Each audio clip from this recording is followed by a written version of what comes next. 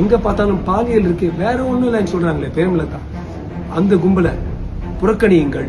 எந்த அதிகாரத்தினால இதெல்லாம் செய்ய முடியுதோ அந்த அதிகாரத்தை பெண்கள் கையில கொடுத்து 3ல் 1 எம்எல்ஏ ஆகும், எம்பி ஆகும், கவுன்சிலர் ஆகணும்னு சொல்லி 131வது திருத்தத்தை கொண்டு வந்தா உங்களுக்கு நல்லது சொல்றோம் செய்யறோம்னு சும்மா சொல்லிக்கிட்டு தெரியுற ஒரு கும்பல் காங்கிரஸ், திமுக, மம்தா எல்லாரும் சேர்ந்து பெண்களுக்கு பெண் உரிமை கொடுக்க கூடாதுன்னு சொல்லியிருக்காங்க. பெண்கள் உரிமை பறிக்கப்பட்டது.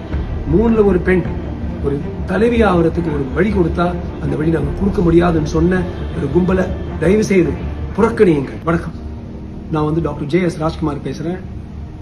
எல்லா தமிழ் பெண்களுக்கும் ஒரு சின்ன விண்ணப்பம்.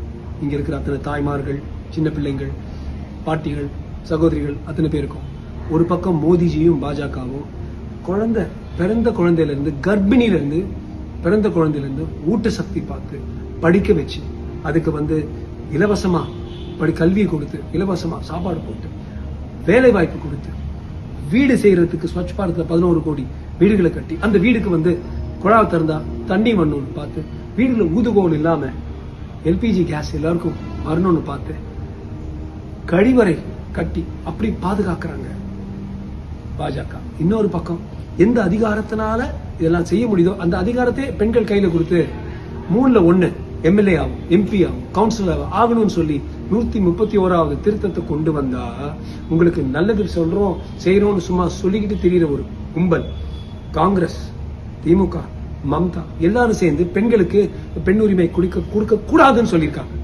உங்களை புறக்கணிச்சவங்க இந்த என்டிஏ அலையன்ஸ் 1008 நொண்டி எக்ஸ்கியூசஸ் உங்க கொடுக்கலாம், சாக்குகள். ஆனா இதுதான் உண்மை. பெண்கள் உரிமை பறிக்கப்பட்டது. 3ல் 1 பெண் ஒரு தலைவி ஆகிறதுக்கு ஒரு வழி கொடுத்தா அந்த வழி நாங்க கொடுக்க முடியாதுன்னு சொன்ன ஒரு கும்பலை தயவு செய்து புறக்கணியுங்கள். எங்க பார்த்தாலும் பாலியல் இருக்கு, வேற ஒண்ணும் இல்லைன்னு சொல்றாங்களே பிரேமலதா. அந்த கும்பலை புறக்கணியுங்கள்.